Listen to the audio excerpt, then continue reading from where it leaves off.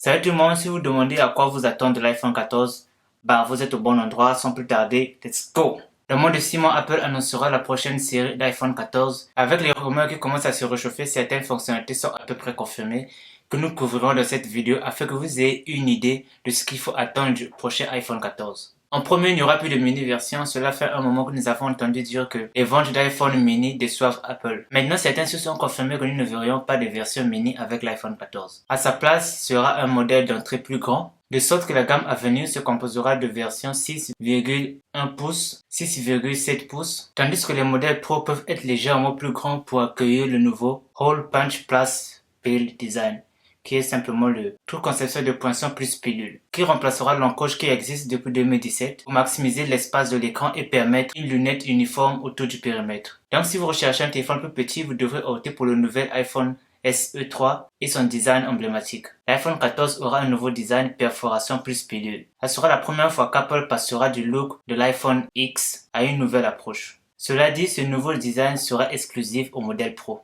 puisque les versions régulières resteront probablement avec la même encoche comme l'iPhone 13, qui est 30% plus petite que celle trouvée sur l'iPhone 12.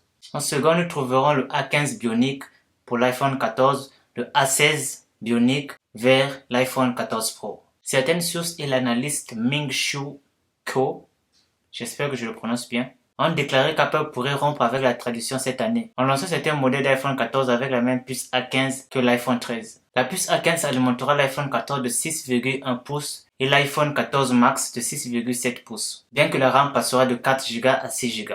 Le nouveau SoC A16 serait réservé aux modèles haut de gamme et plus cher 14 Pro et 14 Pro Max. Pour l'instant, il n'est pas clair si Apple va renoncer à la puce A15 pour les versions 14 régulières, telles que la 15X, ou utiliser à la place la version plus puissante trouvée sur l'iPhone 13 Pro. Une autre caractéristique importante de l'iPhone 14 Pro est un capteur large de 48 mégapixels. D'abord suggéré par l'analyste Ming-Chi Kuo, Mark Gurman de Bloomberg a été le dernier à rendre compte de cette nouvelle fonctionnalité. Alors qu'un 48 mégapixels pourrait débloquer de nouvelles fonctionnalités, il est probable qu'Apple continuera à prendre des photos en 12 mégapixels. Comme vous pouvez en savoir plus ici, les modèles réguliers d'iPhone 14 resteront avec un capteur 12 mégapixels dans tous les objectifs. En juin, Kuo a déclaré que le téléphone 14 représenterait la plus grande mise à niveau de caméra frontale pour smartphone d'Apple depuis des années. L'analyste prédit que le nouvel appareil photo sera doté d'une mise au point automatique, ce qui devrait se traduire par une qualité nettement meilleure pour la capture des photos et des vidéos par rapport à l'appareil photo à mise au point fixe actuel. De plus, il s'attend également à une plus grande ouverture f/1.9. Il y a également plus de rumeurs sur ce prochain téléphone. Par exemple, Apple pourrait également ajouter une communication par satellite pour l'iPhone 2022. Cela a d'abord été répandu pour le modèle 13 qui n'a finalement pas été retenu. En dehors de cela, toutes les fonctionnalités ci-dessus feront probablement partie de l'iPhone 14. Lequel d'entre eux êtes-vous le plus impatient de voir sur ces nouveaux téléphones?